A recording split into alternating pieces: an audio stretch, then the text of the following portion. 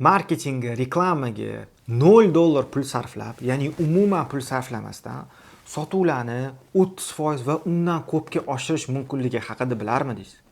To'g'ri. Bu narsa eshitilishidan xuddiki qanaqadir ertaga o'xshab eshitilayotgan bo'lishi mumkin. Lekin bu haqiqat.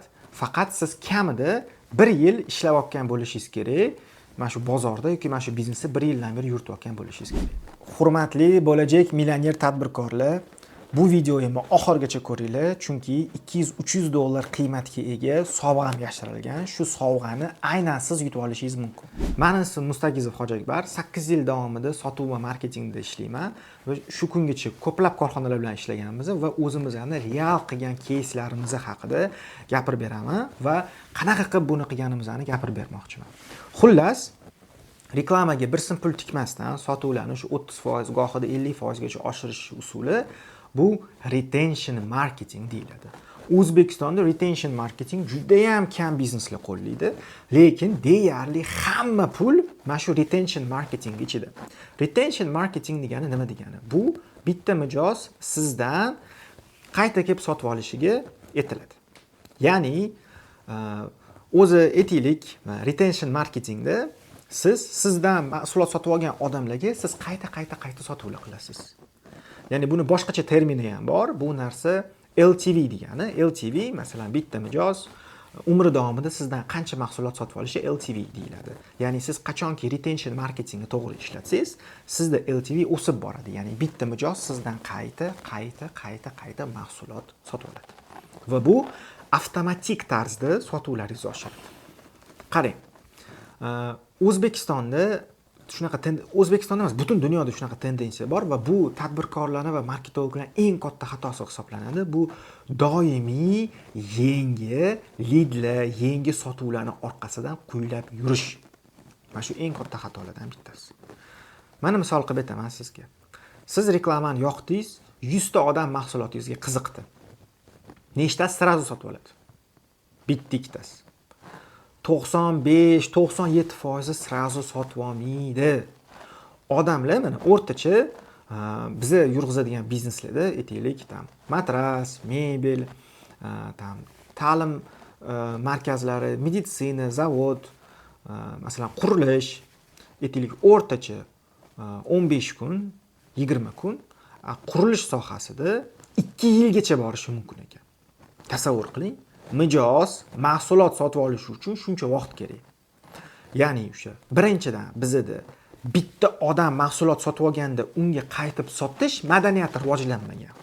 Ikkinchidan qiziqqan odamlarni ushlab qolish madaniyati rivojlanmagan. Bu narsa remarketing deyiladi. Remarketing degani nima degani? Masalan, uni ham tushuntirib ketaman. Mana shu ikkita instrumentni siz ishlatsangiz, sizda biznesingizda zo'r sotuvlar bo'ladi. Pul tikmasangiz ham, pul tikmasdan turib siz sotuv qila olasiz. Qanaqa? Qarang, sizga 100 ta lead qiziqdi, 100 ta odam raqamini qoldirdi. Aytaylik, nechta firma qaytib telefon qiladi? Mana shu kungacha taklif bilan yoki boshqa masala bo'yicha 100 ta biznesga nomer qoldirgan bo'lsam, 5 tasi menga qaytib telefon qilgan. Ili 7 tasi, 8 tasi. 90% qaytib telefon qilmaydi. Qaytib bog'lanmaydi. Qayta sotuv yo'q. Yoki men kimdandir mahsulot sotib olgan bo'lsam, sotib olgan joyim menga qaytib telefon qilishi вообще 100 tadan bitta bo'lsa kerak menimcha. Undan ham kam. Ya'ni mana shu madaniyatlar bizda rivojlanmagan. Bizda qanaqa noto'g'ri tushunchalar bor. Kelinglar shu noto'g'ri miflar haqida gaplashamiz. Tadbirkorlar miyasiga singdirib olgan miflar haqida sizlar bilan hozir gaplashamiz. Birinchi eng katta xatolardan bittasi bu doimiy mijoz qidirish. Ya'ni agar men reklamaga ko'proq pul tiksam, ko'proq savdo qilsam, biznesim o'sib ketadi degan fikr bilan yashash. Birinchisi. Ikkinchisi bu servisni yo'qligi. Men hozir sotaman, ko'proq foyda qilaman, ko'proq marja qo'yaman, bo'ldi. Ya'ni klient qaytib keladi, klient mendan rozi bo'ladi, norozi bo'ladi. Bu masalalar afsuski ortga qolib ketyapti. Uchinchisi, baza yo'q, baza yig'maydi. Ya'ni 5 yildan beri ishlayman deydi. Nechta mijozingiz bor? Nechtasiga qaytib bog'lansa bo'ladi? Nechtasidan xabar olasiz desa, og'zi ochilib qoladi. O'zi klient kelishini kutib o'tiradi. Unaqa zamonlar o'tib ketdi. Konkurensiya ko'payyapti, raqobat bundan buyog'iga undan ham ko'payadi. Siz o'zingizni qayta eslatishingiz kerak insonlarga. baza yaratishingiz kerak. Men shunaqa bitta katta tadbirkor bilan o'tirganmanda, birgalikda menga aytayotdi-da, Hoji Akbar, qara, men bu xitoylik stanok sotmoqchi bo'lgan odam menga 2 yil davomida постоянно menga yozadi. Men hozir yangi stanok olmoqchiman, xayolimga birinchi bo'lib shu kompaniya keldi. Men shulardan olsam kerakman. Shularni mo'ljallab turibman, price tashlab ber deb aytdim, xursand bo'lib ketdi. Qara, 2 yil davomida meni shu orqamdan yurgani foyda berdi, deyapti. U stanok olmoqchi bo'lgan stanoklari u tadbirkori $100,000 dan tepa. Ya'ni nima demoqchiman? Siz qachonki baza shakllantirsangiz va shu baza bilan ishlasangiz, sizda zo'r sotuvlar bo'lishi mumkin. 4-inchisi, doimiy yangi takliflar o'ylab topish va pozitsiyasini o'zgartirish. Bir unaqa deb sotib ko'radi, bir bunaqa deb sotib ko'radi, bir mana bunaqa deb sotib ko'radi. Bu ham to'g'ri emas. Siz qachonki hamma klientingiz bo'lsa, sizning klientingiz hech kim bo'lib qoladi.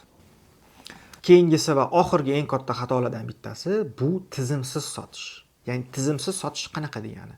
Ya'ni aytaylik, bitta klientga 10 marta telefon qilasiz, bitta klientga vobshe telefon qilinmaydi, bir marta telefon qilinadi, qaytib telefon qilinmaydi.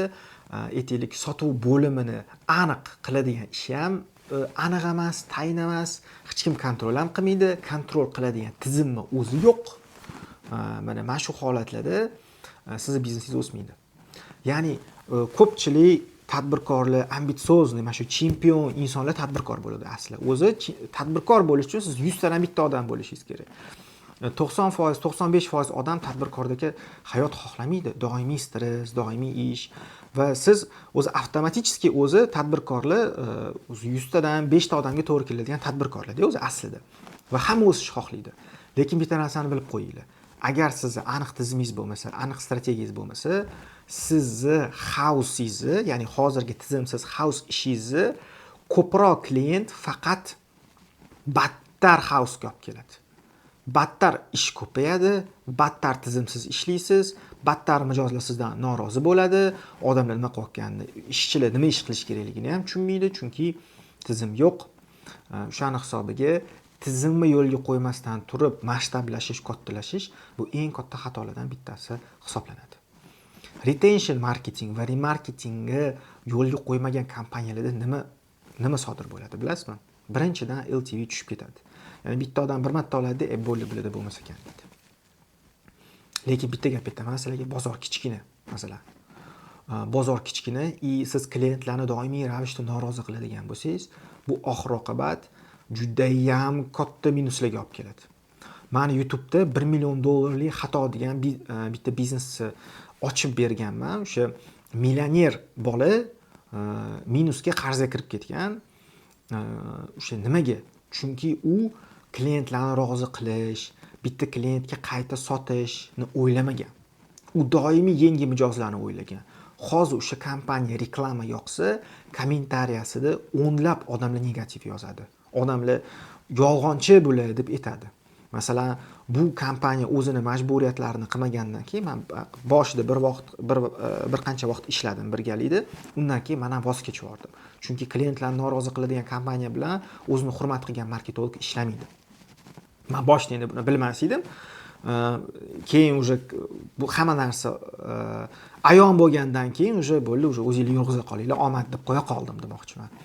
Ya'ni siz mana shu retention va remarketingga ahamiyat qilmasangiz, sizda sotuvlar ko'payishi emas, sizni biznesingizga ham negativ ta'sir qiladi, tushunyapsizmi? Reputatsiyangizga ham negativ ta'sir qiladi, brendingizga ham negativ ta'sir qiladi. Ya'ni men ko'proq reklama qilsam, ko'proq mijozlar oqimini yo'lga qo'ysam, o'sib ketaman degan fikrni olib tashlang.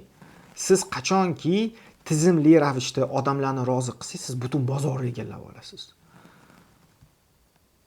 Tez soqa qilib, tez sotib, qochib ketish bu xuddi piramida biznesga o'xshaydi. Lekin katta kompaniyalar, особенно masalan 500 yil yashaydigan yaponskiy kompaniyalar bor. Yoki 100 yildan oshiq vaqt yashaydigan kompaniyalarning ko'pi Yaponiyaga tegishli.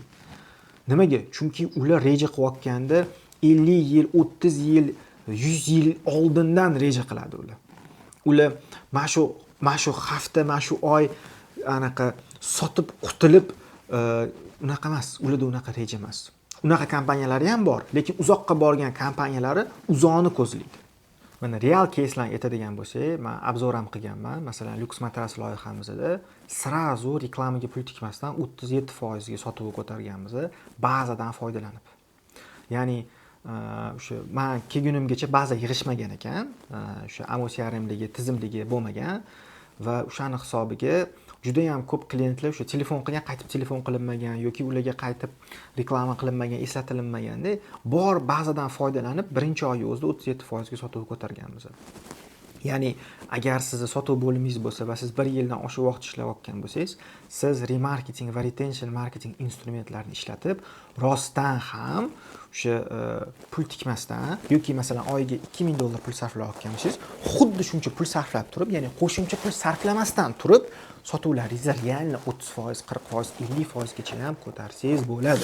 Hozirgi mavzudan tashqari yana marketing, sotuv va biznesni masshtablashtirish bo'yicha juda ham ko'p videolar bor YouTube kanalimda. Ularni ko'ring va обязательно izohlarda o'zingizlarning savolinglarni qoldiringlar. Sizlarni qiziqtirgan savollar qoldiringlar. Men ularga maksimal savollarga javob berishga harakat qilaman. Keyingi videolarda ko'rishguncha, o'sha keyingi videolarda marketing, savdo sotiq va tez masshtablashish bo'yicha ko'proq o'zimning tajribalarimni, real кейslarimni bo'lishaman. Keyingi videolarda ko'rishguncha. Endi mana videoning oxiriga keldik. Men sizlarga sovg'am e'lon qilmoqchiman. Sovg'am bu meni konsultatsiyam. Ya'ni men sizni biznesingizni razbor qilib beraman, to'liq. Bu konsultatsiyam o'zi aslida $200-300 atrofida turadi, lekin men bu narsani sizga tekinga sovg'a qilmoqchiman. Buni yutib olish uchun siz Google forma qoldirasiz. Men описание qoldiraman. O'sha описаниеda siz o'zingizni biznesingizni yozasiz. Va siz shu biznesingizni yozganingizdan keyin men bitta odamni ixtiyoriy ravishda o'zimga yoqqan biznesni tanlab olaman va unga men konsultatsiya beraman. Shunga men bu описаниедagi Google formaga o'zingizlarni, biznesingizlarni, ismingizlarni, nima ish qilishinglarni yozib qoldiringlar va xudo xolisa sizlar bilan bog'lanib konsultatsiya yutib olasizlar va men sizlarning biznesingizlarni to'liq razbor qilib beraman. Va marketing, sotuv, biznesni masshtablashtirish bo'yicha ko'proq siz agar ko'proq ma'lumot olmoqchi bo'lsangiz, YouTube kanalim, Instagram, Telegramga обязательно подписка tashlab qo'yinglar va o'zingizlarning savollaringizni kommentariyalarda ham qoldirsanglar bo'ladi. Eng yaxshi savollarga men javob beraman yoki jonli efirlarimda yoki video tarzda javob beraman. Keyingi videolarda ko'rishguncha